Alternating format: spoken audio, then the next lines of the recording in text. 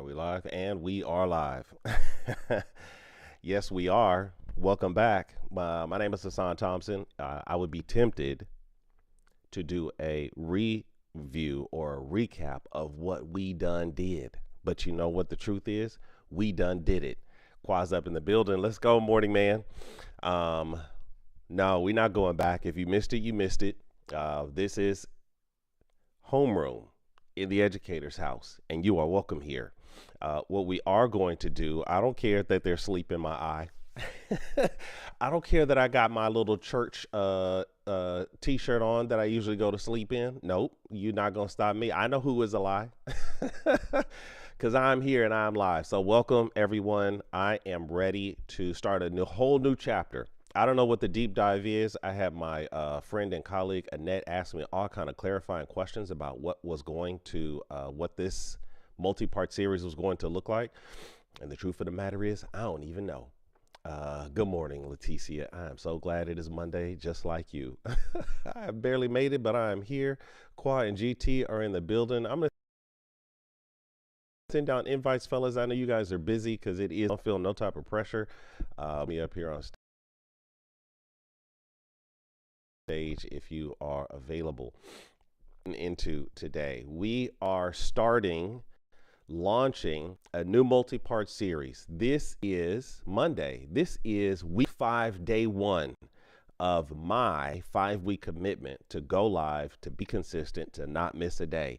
And I was not going to get caught slipping today. So even though it is 7 minutes after the hour, we are up in here and we are live and we are going to make a difference on a whole new topic. The topic that we're discussing for this multi-part series is screen time. And I can tell you this one thing.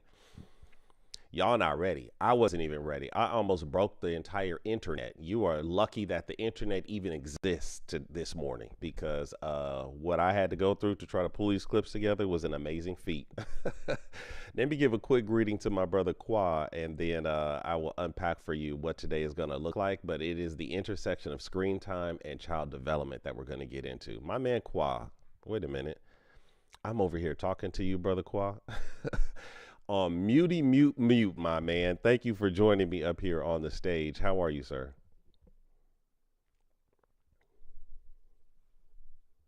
I don't even know if I can hear. He might be talking to me and I can't hear him. So let me just do a couple little checks. Qua, can you hear? Can I hear you now? No, I still can't hear. Let me. Okay, I can be heard. Okay, very good. It might be my reception. Okay, there we go. We back in the building. Laquita Milton is in the building as well. Good morning. How are you? Pretty good. How's everyone? All right, top of the morning. We done did it, y'all. We done did it. We have cooked up diversity, equity, and inclusion. I'm sure people who are not in the space are like, sir, is this a DEI channel? No, we do deep dive investigations. We do the slow walk, and now we about to slow walk something down. And this thing that I'm about to walk down for you guys is going to take some time to unpack. So I hope that you enjoy deep dive investigations and really taking our time through this, because I have a plenty to share. What I will say about screen time and child development is I have a lot of clips. Some of the clips, because if you can imagine screen time, some of the clips are going to be very visually stimulating.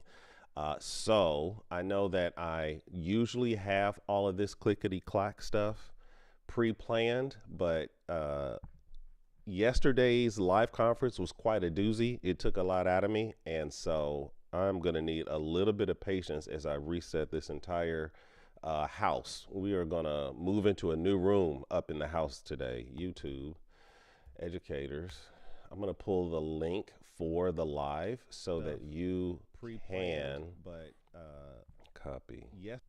Don't mind that noise. That's just me talking in the past. I'm gonna pin this link up here for you guys. Boom and boom. Okay.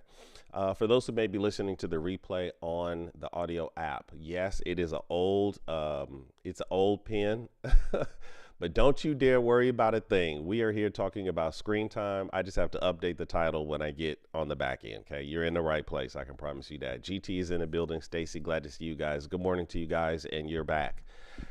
Woo, and so am I. So let me just lay a little bit of groundwork for those to whom this may be your first time. I see GT has a pink ticket, so I want to give a proper greeting to those who are just joining us.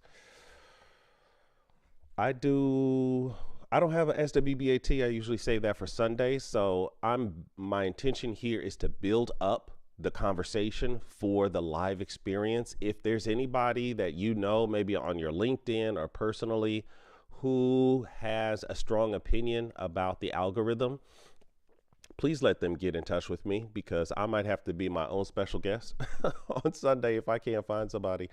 And unfortunately, I'm not as up on LinkedIn as I want to be. LinkedIn is actually an important place that I need to grow into, but I'm going to master this thing first and then, expand my territory. So we'll just talk about what Educator's House is about for those who may not know. We're on a mission to model advanced professional development. My fellow colleagues and teachers, they know what faculty meetings look like. They know what PD feels like. I want to push that model to another level. And that's what this is. So for me, professional development should center the voice of the frontline professionals, because we're the ones who are going to be on the cutting edge of what change looks like and what the future of education shall operate like. And so that's what I do here. What we do here, we are focused on collaboration, innovation, and making impact by offering this live online professional grade weekly conferences. Currently, you're in Homeroom. It's a 1-hour morning show where we lay the groundwork in a less formal way in order to prepare for the full formal conference on Sunday. We meet almost every Sunday, 5 to 7 p.m. Eastern time. We generally have special guests. I don't have anyone lined up, so I may need to unpack this on my own, but I've done so many hours of research that I'll be ready. What else can I say? I'll talk a little bit about the ground rules. No, we don't need to do ground rules. We're pretty much in homeroom. So, come in, put your backpacks down, and let's get right into this. All right. So I'm not going to spend too much time, but I think I gave enough of a greeting. I'll hear you guys speak as we start to unpack. I want to get right into it. So that's what I'll do. I think I have all of these clips queued up. And how do I do this for Clubhouse? It's going to be tough, Clubhouse, for you to really see what is going on, because a lot of this really is, how do I say, it's like background music, but everything is really on the screen. So I would invite you to slide over to YouTube to see some of the stuff. I'll do my best to describe it for the audio only experience. So let me share a new type of screen. Just give me a second. I appreciate your patience. I almost got caught slipping, but I know who is a lie, and they're not gonna stop me. Fear get gone, as Leticia, my YouTube moderator, would say. I'm gonna bring in this source here and this window, which is here, and then I'm gonna share. Oh yeah, we are in now. I think this is a good place to start. I will tell you, it is not audio friendly. So I'm going to explain what I see. And for those who are on the YouTube, you'll get the pleasure of watching this very compelling graphic. Now, I haven't vetted this graphic, just so you know. I don't know if it's factually true. I don't know where the source of this information is, but it's really quite compelling. So we're going to use this as our point of departure as it relates to screen time and the issue of the development of our kids. Because it's Monday and we're just getting started, I think what I'm going to do is to offer for discussion today a series. I'm going to be jumping through my intention here. So I'm going to start with a little bit in all the areas that will highlight what we're going to be seeing over the course of the next 5 weeks. What you see here on the screen is a graph. It looks like your typical histogram. I forget which way histograms and bar graphs go, but this is a bar graph that goes left to right, not up and down. The categories are as follows: family, 22.7%. School, I'll explain what it is, but let me just get these numbers out. 22.4%. Friends, 18.7%. Neighbors, 11%. You'll see us going down as we go. Church, 10%. Bars and restaurants, 8%. College, 3%. Co-workers, 3%. Online, 0%. The date at the beginning of this timeline is 1930. Excuse me. The title of this graph says where most of our time is spent from 1930 to 2024. I'm going to play this graphic for YouTube. If you haven't done so and you want to check it out, the link is up above. I know it says DI has a blind spot. Don't mind that. We're doing the live stream on Screen Time. Shout out to Michael Garrison and Stacy. I'm going to send you guys invites. Don't feel any pressure because I know what the morning looks like. So while you're getting together, we're going to drop some of these gems on you. All right, I'm going to click play. There is an audio. I'm going to try to narrate over the audio to let you know what is going on. All right, starting in 1930, I'll tell you right now, online is at 0%, and most time spent was with family at 22.7% and school at 22.4%. Let's let this thing play. What you see happening is the scale is moving, okay? So you'll see that family and friends is slowly decreasing and shifting. Let me pause it because there's a lot happening right here. The time is moved to 1953. The adjustment in those categories, friend is at 23.5%, family is at 20%, and the other scales have moved down. School went up to 17%, bars and restaurants 11%, neighbors 9%, spending time with coworkers 7%, at church 6%, in college approximately 6%, and online 0, 1953. Let's move forward in time. 54, 55. Let's go to 1964. Why not? Landmark year in American history. Friends is still about 25%. Family has dropped down to 18%. School, 15. Bars and restaurants, 13. Time with coworkers, 10. Time with neighbors, 7.5. Time at college, 5.8. Time with church, 5.6. Online, 0%. Because it wasn't commercially available yet. 1964, let's move forward in time. I'm not going to tell how old I am. It just is coincidence that we're stopping at 1978. Time with friends jumps up to 26%. Family drops down to 15%. Bars and restaurants 14. Coworkers 14. School 11. Neighbors 7. College 7. Church 5.5. Online still 0%. Let's move forward in time and see what happens. Let's go to how old I think young Qua is. Qua's probably 1992 baby. No offense, my brother. Okay, friends, 27%. Co-workers instead of family at 16%. Bars and restaurants at 15%. Time spent with family in 1992 has dropped down to 13%. School climbed up to 9%. College, 8%. Neighbors, 7%. Church, 5.5%. And the time spent online, you can probably see where we're going with this, considering the topic that I'm trying to tackle. 0.59% is how much time people spent online in 1992, according to this graph. Now, if you haven't seen it, matter of fact, let me clip this link. I'm going to drop it over here on the app so that you guys can maybe watch it for yourself, or I'll leave it on the record for people who might be catching the replay. All right, 1992. Why don't we stop? I don't know when we're going to stop. We're just going to watch that. Oh, this is happening fast. I'm only going to look at the time spent online, and then I'll kind of consider all of the others. So by 94, we're at 1.4%. Let's move forward. By 99, it goes up to 3.9%. Everything else is going to start suffering. Moving forward to 2002, big jump. Online moves up to 6.8%. Who has fallen below online time? Time with neighbors and time at church has officially fallen below time online. Let's move forward in time to 2005. Online has jumped up to 12%. Time with family down to 10%. College 8%. School, neighbors, and church have all fallen below the time that we spend online. What's above time online? Restaurants and bars, coworkers, and time with friends. Let's move forward in time. Oh, this is happening quickly. By 2008, online time has jumped up to 17%. All other categories except for time with friends has fallen below time online.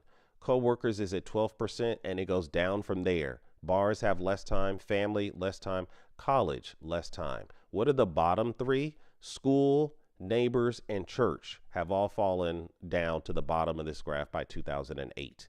Let's move forward to, 2012. By 2012, time with friends and time online are approximately equal. Everything else has fallen below. Time with coworkers, bars, family, college, schools, churches, and neighbors have all fallen below by 2012. Let's continue. Oh my goodness. All right, now we're at 2015.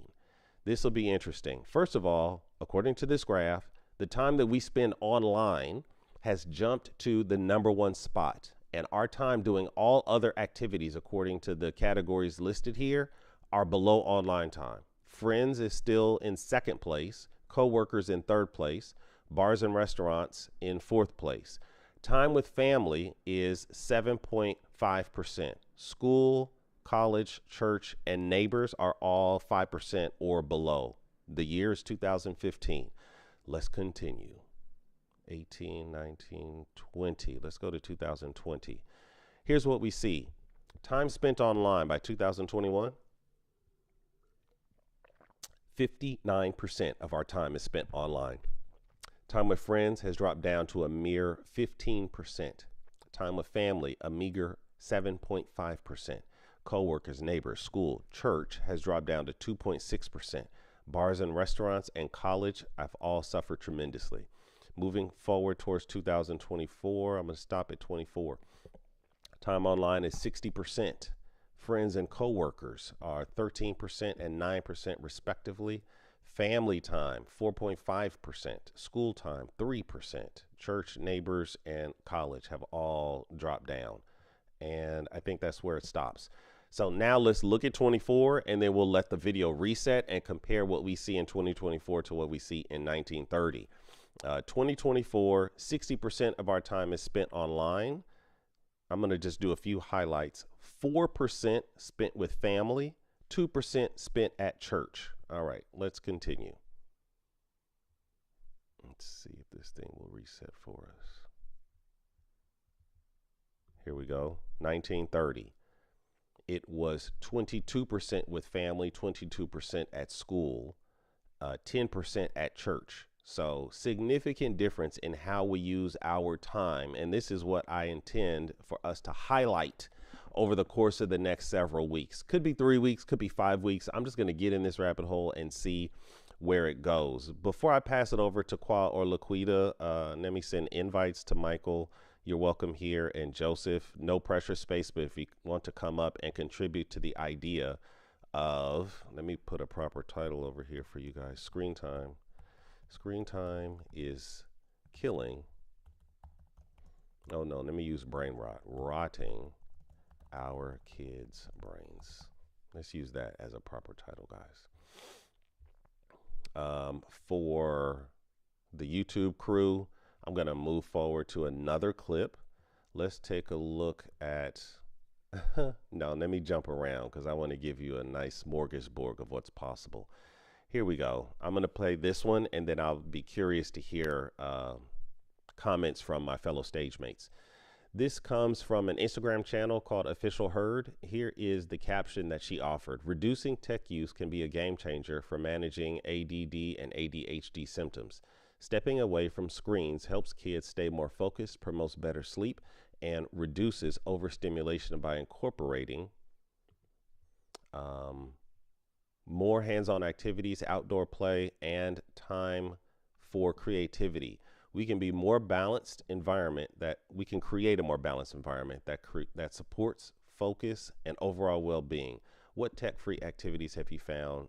Yada, yada. Unfortunately, I don't know who this person is, but the title says this happens when this tech billionaire stopped giving his kids screen time. I don't know this guy by face, but he seems to be speaking with a certain sense of authorities, and so I assume that he is the tech billionaire that the top claims. Let's listen to this, and then perhaps we can talk a little bit, Qua and Laquita. Check this one out. Not going to say who it is. We recently had them tested for ADHD. They weren't doing particularly great in school. The response by some of the folks in the school was, oh, there's meds for that. We're like, no meds.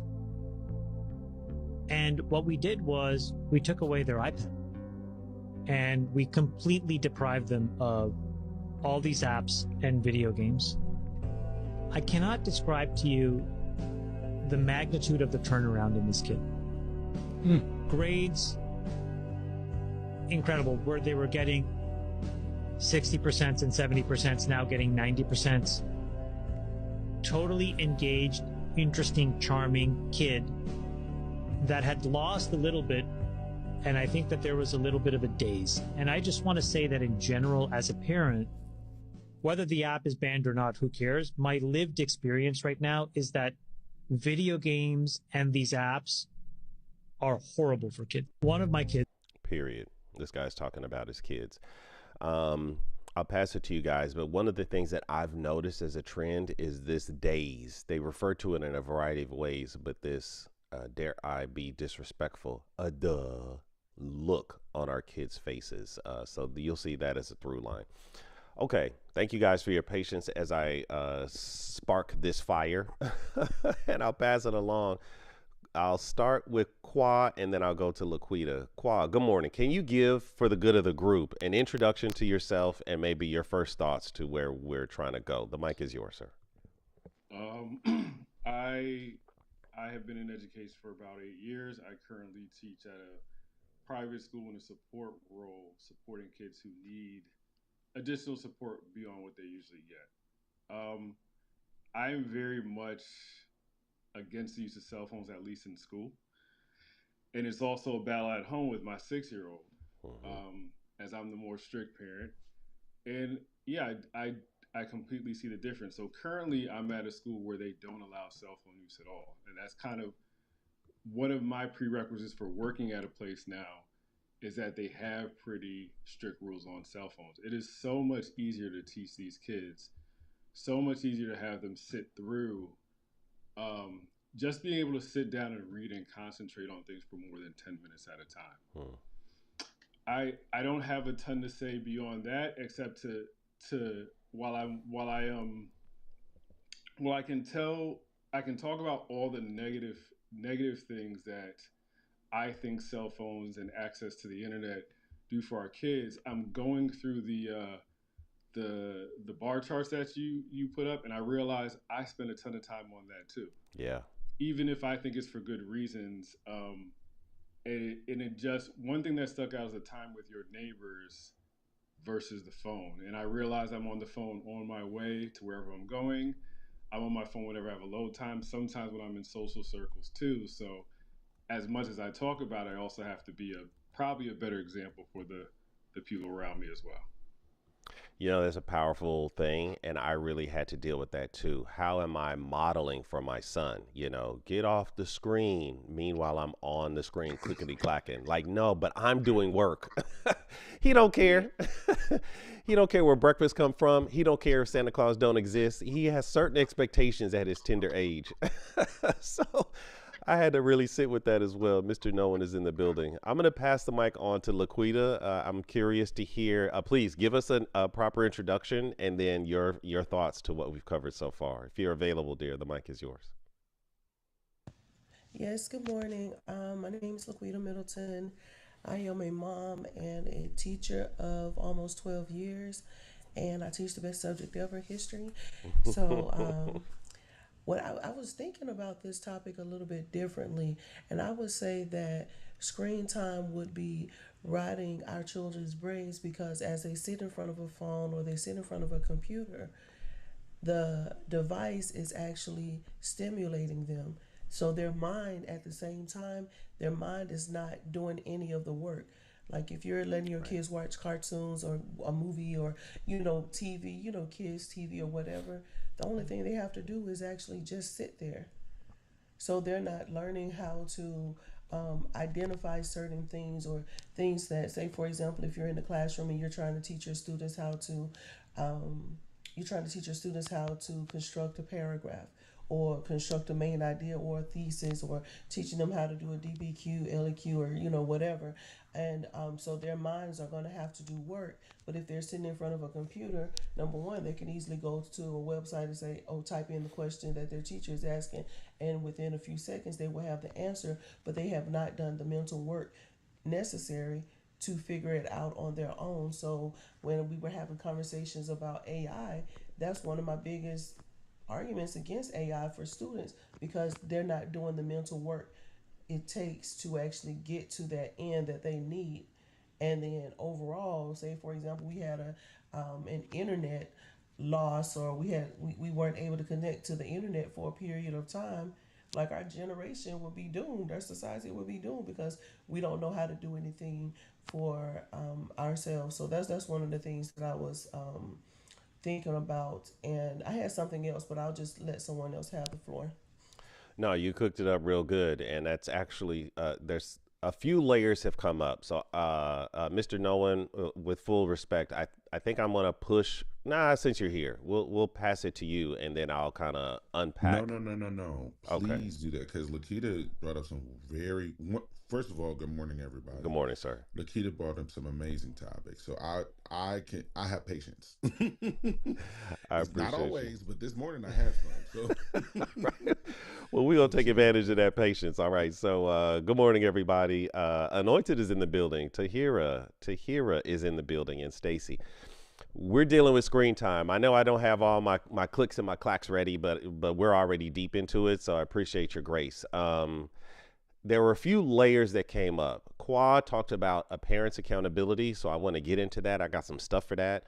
Laquita brought up this idea that it is, how do you say, non-engaging. There's nothing but to be a receptor to whatever is being sent. And I got something for that too. At least when I was young and we had television, and grandma couldn't find a remote control, so she would call me all the way from outside where I'm playing all the way back into the house just to turn it from channel 11 over to channel 4 so she could watch her show. Okay, she is not gonna miss The Price is Right. Do you understand? So at least there were levels of engagement there. But here, you know what I'm talking about. But here, she's absolutely right. It will autoplay. And it will choose for you what you're going to watch next. And I have seen it happen. So I'm going to try to layer in some of those pieces of evidence as we kind of cook. So thank you guys for helping to guide this. If you're watching the stream, I know the link above says, does DEI have a blind spot? That's the conference that we did last time. I just jumped right into that channel because I was getting up a little late this morning. But if you click on that link, you'll see this live stream that I'm offering to you, and you'll be able to see the actual clip. But what I will do for those of you who are here, I will play it. This next clip is from At the Screen Free Parent. It is a bit of a comedy skit. So there's a teacher at a parent-teacher conference, and she has a concern because she had the kids draw a picture of the family. And so she brought the parent in and was a little bit concerned about what the kid drew. And you'll be able to hear how the parents interact, to your point, Kwa. And then I'll just ruin it. Spoiler alert. At the end of the video, she puts up the picture amongst all the other students' pictures, and all the kids' pictures are exactly the same.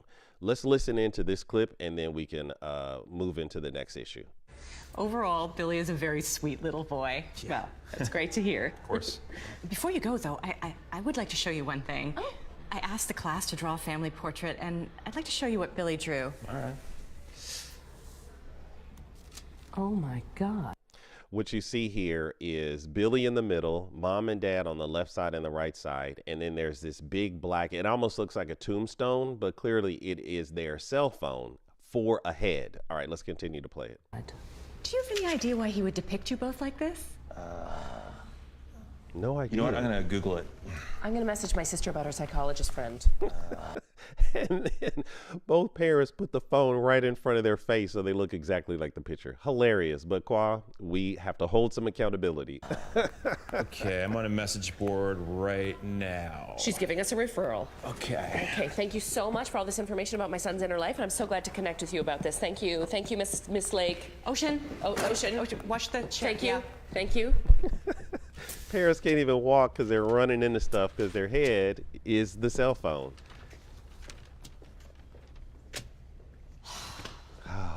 And you can see the audio. All the kids have their pictures of their parents looking like that. Hassan, you have the video clip. I mean, the link to the video. Yep. Let me pull it. Let me copy it here, and I will paste it. Oh, no. Clip. Yeah, I just dropped it in the chat.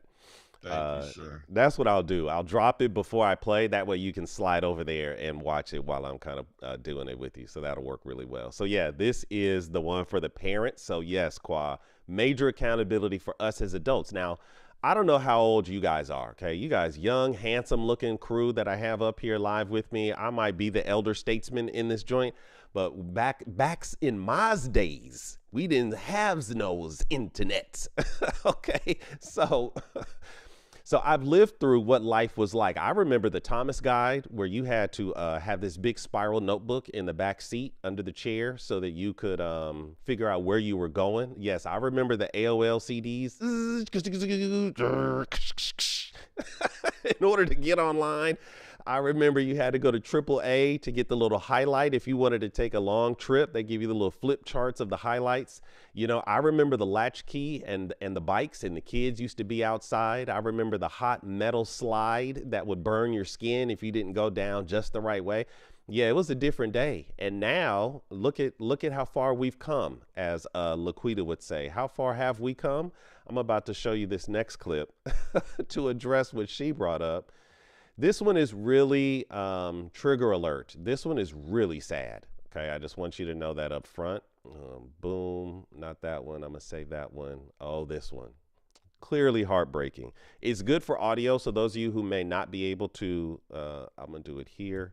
I'll put it up on the marquee. If you're missing the chance to go to YouTube, what you might be able to do is just go to YouTube, put in @Educator's House, all one word. You can find the channel. We're already streaming live, so it should be pretty straightforward.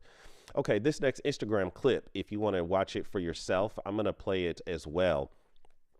It's a clip of a little baby. You're talking about, how old does this baby look to you, Leticia? Probably 9 months, 8 months, maybe as old. Nah, it's less than that because she can't crawl. So she's anywhere from 6 to 9 months. About 6 to 9 months, this little kid, okay, is holding a cell phone.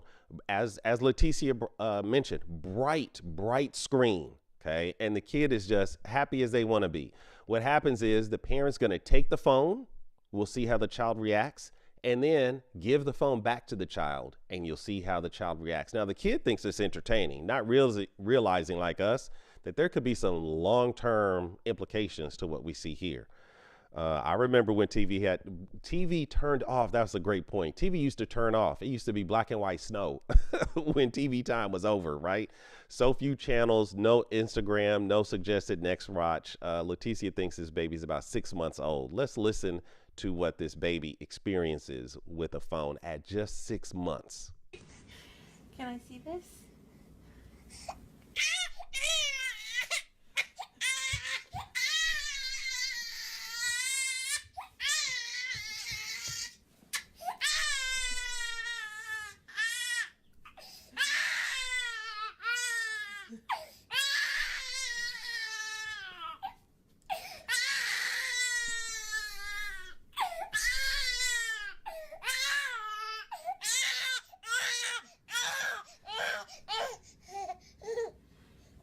The pivotal moment. Phone is back in the baby's hand. Hi.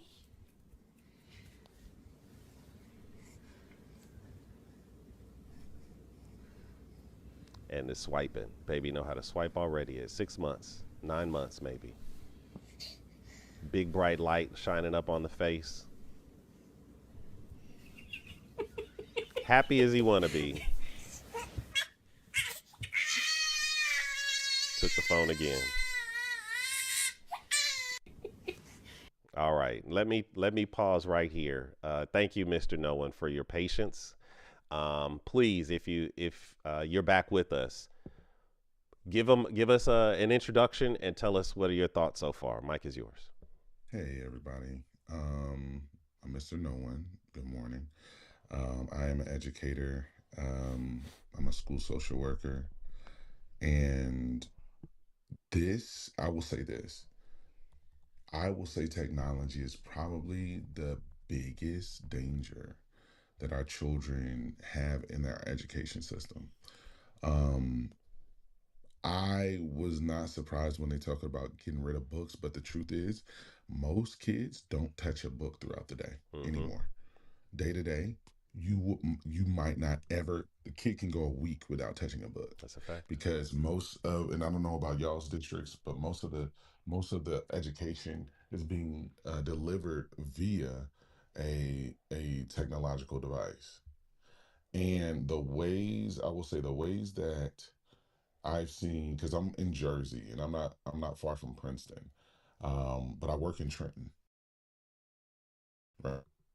It's the capital, but it's also very economically depressed. Our school district uses technology to, like you said, assuage the kids to make them docile, but also Mm. it makes them dumb.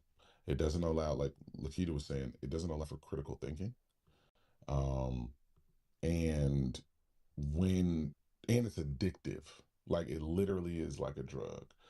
Me personally, I remember there was a moment where I had to take 4 days off and no technology, and I literally had withdrawal symptoms. Mm. And I literally realized as soon as I started to detox, right, because that's what it is, as soon as I started to detox, I was my thoughts became clear. I started focusing better. I started being more creative. I'm a poet as well and a writer. Those those those ideas came back, and I started to be able to write again. And a lot of times our kids don't have a cadence of silence in their lives. Mm. So from the moment they get up to the moment they down, their head is on multiple, not just one screen, multiple screens. And what the research tells us is that back in the day, like Hassan said, I'm 40. Back in the day when, like you said, TVs used to go off, and that concludes another broadcast day. Q Star Spangled Banner, dun, dun, dun, dun, dun, dun, right? Yeah. Back in those days, we used to switch our focus because we're not actually humans aren't actually we can't multitask. Our brains just switch from one task to another very quickly. Our brains used to be able to switch they used to switch once every 3 minutes. Now it's once every 17 seconds or something like that. And the truth is your brain only produces enough glycogen, I think, or glucose for the day. And so now you have children who are exhausted, everybody, but excluding children that are exhausted and depleted. And what happens after exhaustion and depletion, day after day after day? Depression, anxiety. And so we see an increase in depression, anxiety, suicidal attempts, suicidal ideation, um, lack of impulse control, violence, right? Aggression. When when these children like cannot control themselves. And I'll end with this. We had to expel a girl. Speaking of age up that child about 13 years. Mm. And there was a young lady who was on her phone in a lunchroom after the vice principal told her to put it out or whatever. He said, "I'm gonna take your phone, Mister. No one, can you walk them up to the front?" And as I was walking up to the front, the girl tried to assault me. She tried to grab her phone and hit me. And then when I handed it over to the secretary, she literally hopped on it like a spider monkey, trucked me down with her. And then when she didn't get the phone, threatened to have her father and uncles come shoot up the school. Wow. This is what addiction looks like, y'all. And a lot of our school districts are 50 to 100 years behind the science. They still trying to fucking figure out that we shouldn't learn in rows and we should learn in circles. Right. Literally. and our kids' brains are being consumed, and they're turning into, like you said, mindless slaves because of it. Yeah. I know I said that was the last thing, but this is the last thing. The creators of the iPhone do not allow their children to use the iPhone. That's right. Warren Buffett does not use technology. He uses a flip phone. There's a reason for that, people. There's a reason for that. I'm going to jump in here and then I'll pass it over to Anointed.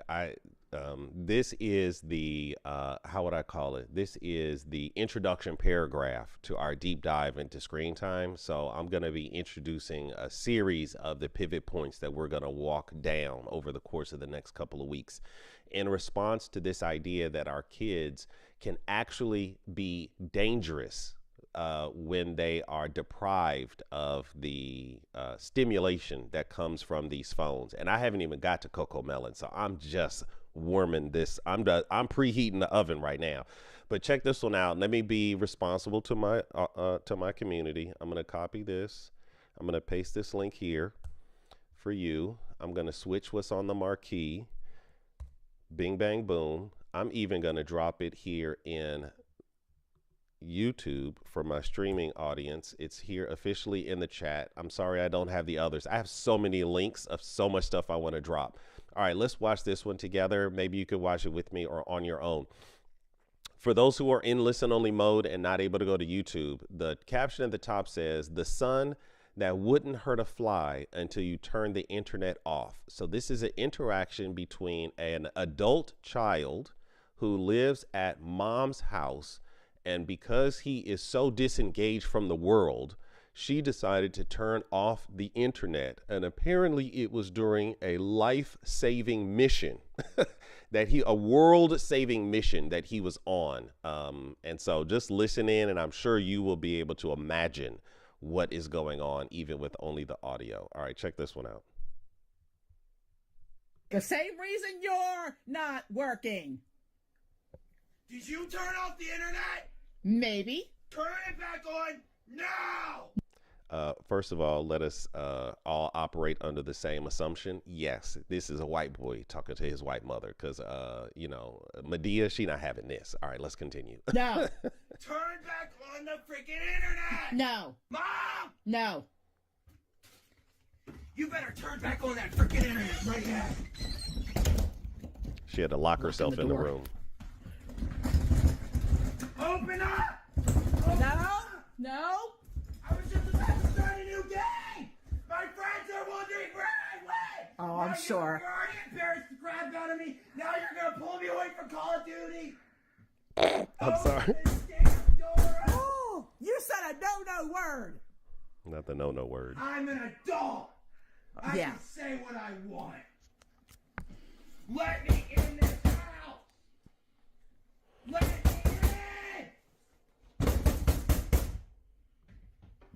Oh my God. He's busting down the door. William. What did you just do to my door? You're gonna fix that. Oh, it's not done yet. He picked up the axe. William. Breaking down the door with an axe. William. Now he's in. He ain't but one step from turning that axe onto his mama. Walks right past mom, goes to the internet. Turn it back on. Oh my gosh. Wood chips and door fragments all over the place. Oh my gosh. What are you doing? A lot of mercy. Oh, no, you're not. No, you're going to clean this up and buy me a door, and I'm going to add that to the rent. He can't afford a door, ma'am. Oh my gosh. Hey. Shout out to Soma. That's it. Why? All right, we're going to stop it there. Anointed Steps, good morning. Please offer, we right in your wheelhouse, ma'am. She's a futurist, a technologist, creating blockchain technology and rethinking currency. Please, I'm sorry to introduce you for you. Please introduce yourself for the good of the group and tell us what's come up for you. If you're available, ma'am, the mic is yours. Hello. I hope you can hear me good. Yeah, you sound good. Go ahead. All right. So, for me, I'm here to help guide us into the new paradigm with ease, without fear, with education and application. So that's what everything comes down to in a nutshell. And I do it through blockchain technology, which is what we're being introduced to, or reintroduced to, I should say. Now, for this type of scenario here, all of this, all of this is by design. Hmm.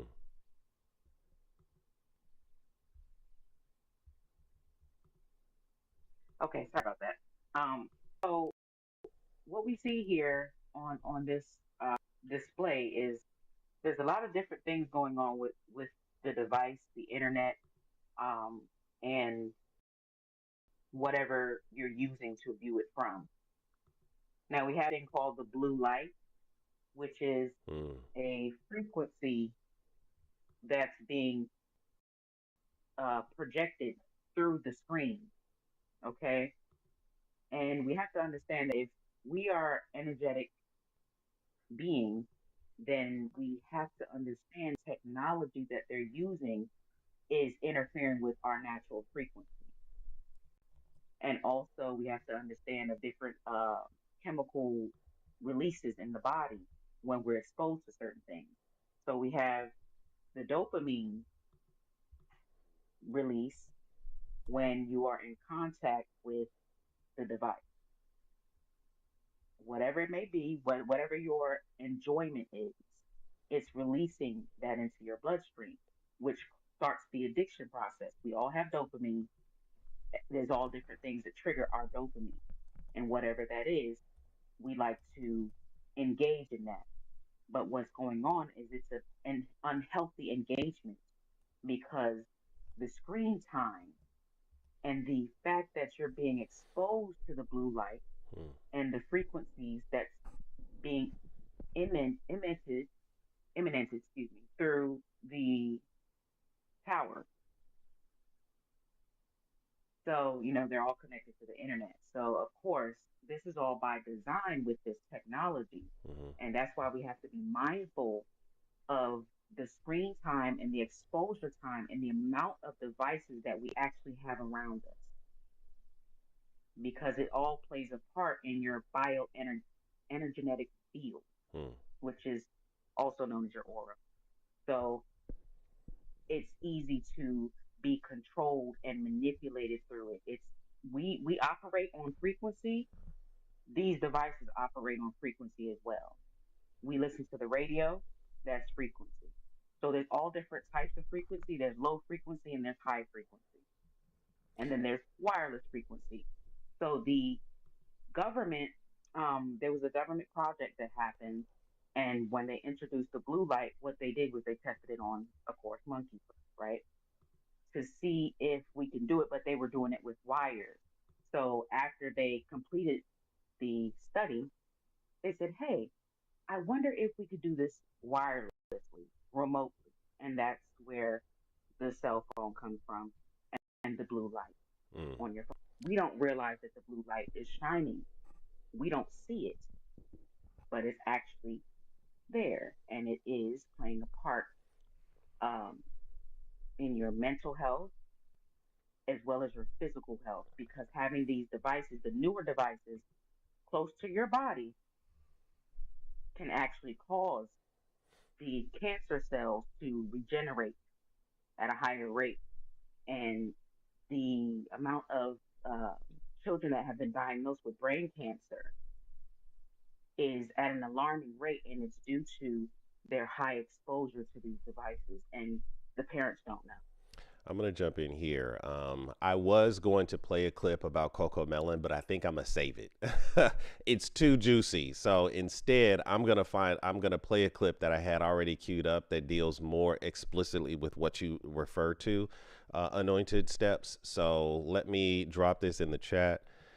Boom. I'm going to drop this in the, I'm not going to put it in the marquee. It's too many clicks for me. Instead, I'm going to go over to YouTube and boom. So we're slow walking this down. So I just want you to know what we're gearing up for. And we're going to take this in parts. So we'll be able to do deep dives. But technically, we only have 5 minutes left in today's morning show, which is why I wanted to offer a bit of a smorgasbord of what we're going to be covering. There is some research, and I've heard some testimony from researchers who talked about the blue light and how the blue light was specifically selected as a means of control because the way that we responded to that frequency of blue light was different from any other frequency. And I think he suggested that it makes us more susceptible to suggestion, but I'll have to find the clip to really cite it properly. What I do have here is a woman who gives testimony to what you're talking about as it relates to the design and how they do. I wanted to play the one from Coco Melon, but I'll save that one because that's for kids. This one was really for adults and how they use these apps in order to manipulate the hearts and minds of potential recruits to the Taliban. So, which highlights the idea that this is under government research and government control. So check this one out, and this might be the last clip, but hopefully I'm piquing your interest. We're going to be back again on Wednesday morning and on Friday morning, and then Sunday is when we're going to do our deep dive. So I'm just going to be laying the ground this week for the full-on conference, and I hope that you guys stay with me. If you haven't done so, slide over to the YouTube. I am looking for subscribers and to get the algorithm on my side. And so I would appreciate you following me along the journey. All right, let's check out this clip, and then we'll probably do some final takes, and then land this plane. Check this one out. I'm going to talk to you about how I weaponized attention. My client was the CIA and the Five Eyes community. Our mission was to reduce the number of young people that the Taliban could recruit. The biggest recruitment ground for the Taliban was Waziristan. It's in Western Pakistan. Even the Pakistani army doesn't go there. There was nothing for young men to do. Their attention was up for grabs. I went undercover and I realized that these young men, it's not that they want to join the Taliban. It's that they're bored, nothing is taking their attention, and they don't know how to make money. For them, Shaheed Hona is an epic thing. If you die, you get $5,000 for your family. Now, what we did was we made a video game that was so... The $5,000 is if you die doing the work for the Taliban, let's call it. Let's continue. Sorry to interrupt. Addictive. The way we built the video game is we got a bunch of people that were similar, put them in a room, asked them to play the video game. Every time they looked away from the screen, we looked at the problem, fixed the problem, to the point where they were so addicted they couldn't look away from the screen. And guess what we did to solve for the money problem? We started enabling this marketplace where people are actually selling their avatars. Number one, your attention is hooked. Number two, you're getting money. We dropped the recruitment rate for the Taliban in Waziristan by 65%. Attention economy at war. I'm going to talk to you about how They're clapping, not realizing that that very same technique is being used on our own children.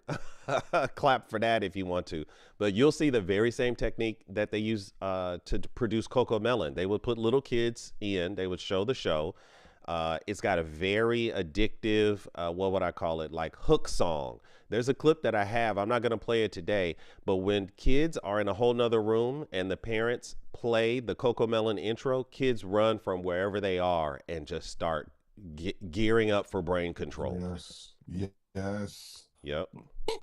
You've seen it, man. So this is what we're going to be getting into over the course of the couple weeks. So we're going to slow walk this thing down. We're going to be talking about screens, how they're developed. We're going to talk about what healthy child development could look like. Some of us are technologists, and so there is a fork in the road. There's a community of people that I know, like, and trust who say, no, listen, AI is here and it's here to stay. If you don't get your kid involved in AI very early, they're going to get left behind. So there's some people who I trust and respect who are all in on this and they really want to push their child to get onto it. And there's another group that says, no, I'm intentionally keeping my child away from the technology, having them live in the 3D world, skin their knee, solve real world problems. And when those two kids meet at young adult age, let's call it 25, those who say anti-screen time suspect that that investment in the real world will actually make them more resilient, have more grit, be able to think more critically, and will dominate while in their critical analysis, those kids who are stuck on these screens will end up being the ultimate consumer and, will be like the Duracell battery to the Matrix. And so there are these two major camps from people that I totally respect. Mr. Nolan, tell us your final thoughts as we get ready to land this plane. I will say if you want your child to be an engineer, if you want your child to be a scientist, or if you want to be a more critical thinker or more creative, ditch the screens. Ditch the screens. I, honestly, I understand we live in a technological world, but there's a way to live without smartphones and smart technology. But even if you can't live without it, we can definitely curtail it. Um, ditch the screens, buy them some Legos, buy them some erector sets. These are literally engineering toys for our children, and we played with them. And I think that this generation definitely needs that as well. Powerful thoughts. I'm going to slide over to Anointed, and then Laquita will give you the final word. Welcome, RJ and Zoe. As you can see, we're just now marching this. I hope you guys will join me on this journey. I know the time of the morning is really quite early, and for those of my friends who are in the classroom, I know you can't wait for the last day of school, and you probably not trying to get up that early. So I would encourage you guys to slide over to the YouTube channel. You can check out the replay there. So much easier than trying to hunt it down on the app. So with that said, Anointed Steps, what are your final thoughts as we embark on this journey together? Mike is yours. Yes, I actually definitely agree with Mr. Nolan. That's so funny that you said that because I'm actually doing that with my young ones as well. Um, because you have to be able to um, look at your little ones and monitor them from a perspective of just observing and seeing how it interacts with them. Our children's brains are bigger than we limit them to screen time as a pastime. And there's so much more things that actually help with brain growth that are outside of screening. And we should try and do that more, get out with our kids more on the weekends instead of just looking to the basics that we've called the norm.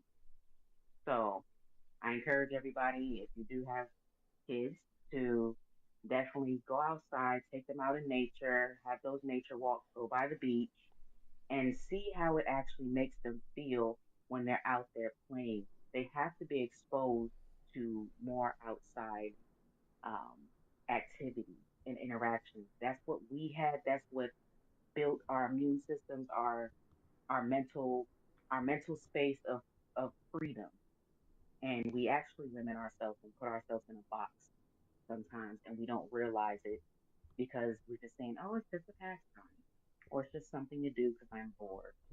Makes my life way more convenient when you can put a child into that delta brainwave pattern and they just get lost in the duh look. Sure makes it easy. It gives me all the time I need to get my TikTok dance going. So I feel you. Laquita, let's hear your final thoughts on this topic as we embark on this journey of screen time and child development. If you've got some final thoughts for today, the mic is yours. Oh, yes, thank you. One of the things I was just thinking about was us having to really consider how screen time or too much screen time will actually impact our children over time. You know, I think about the population pyramids that we teach students in AP Human Geography how to read. And one of the main things I was thinking about is how, constantly looking at screens, how that's going to impact eyesight for generation after generation and how that will look on a population pyramid. But even coming back from how it's going to affect our eyesight, how will it affect the mind of our children in 20 years, 40 years, 60 years, 80 years on down the line when that's the only thing that they've known, that's what they grew up on, and then how will it impact our society? And also, if we're honest, a lot of times our children, and not not black children, just children in general, they're developmentally behind. So if we incorporate too much screen time, how much further behind do we really want our children to be? So we have to be forward thinking, teach them the things, critical thinking, all of that that they need to know, allow them to explore the world, get outside, put their hands in dirt. And I know these new age kids, they'll be like, oh no, not in dirt. Let them get the water in between their toes, let them explore the world. And then, once they have a decent understanding, we can, get to the digital age. But it's like, I just want us to like really focus on the long-term impact of the choices that we're making for our children today. Powerful share, guys. This is just the introduction. This is the appetizer course to what we're getting into. I have, if you were watching on YouTube, you might see I've got probably 40 clips, and I haven't, like I said, I almost broke my browser. I had too many tabs going. So we are going to get into this. There's so many layers of accountability. So we're going to do the slow walk, but I'm going to look at parental accountability. I'm putting my feet, the school's feet to the fire. I think Mr. No One brought it up. Like, they got too much screen time at home, but they're getting 6-8 hours of screen time at the school too, so even if it is ed tech, and I've got ed tech friends who run ed tech companies, but there's an opportunity for criticism there. And so I hope to invite some of them into the space so that they can walk this down with me and we can kind of find the proper balance. And then, yes, I'm going to talk about it from an age perspective. As we saw, our 6-month-olds, 9-month-olds are already getting access to these screens. We're going to talk about it from the adult perspective. So you saw the adult child who was playing Call of Duty with his friends, so triggered that he grabbed the axe and actually axed down the door of his mother's home in order to get access to the internet to turn it back on.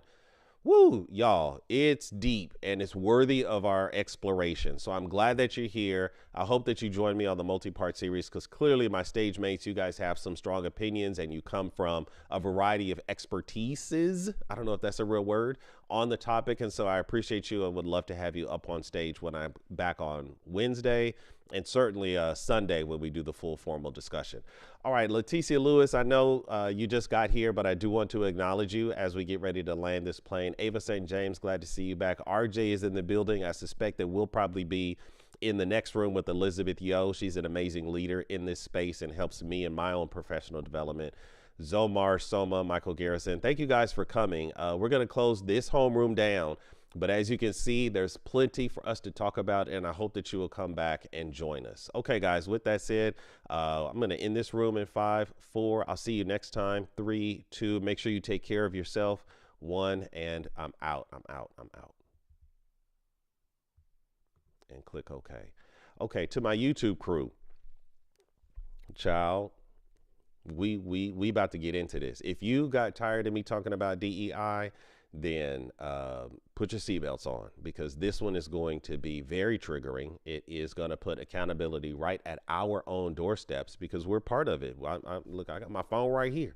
There's a clip that talks about us being cyborgs, and this machine, even though it's not embedded into our skin, it is attached to us, because we do not go far without our phone. So there's a lot of accountability to pass around, and I'm here to put the mirror up even to my own face, as Michael Jackson would recommend.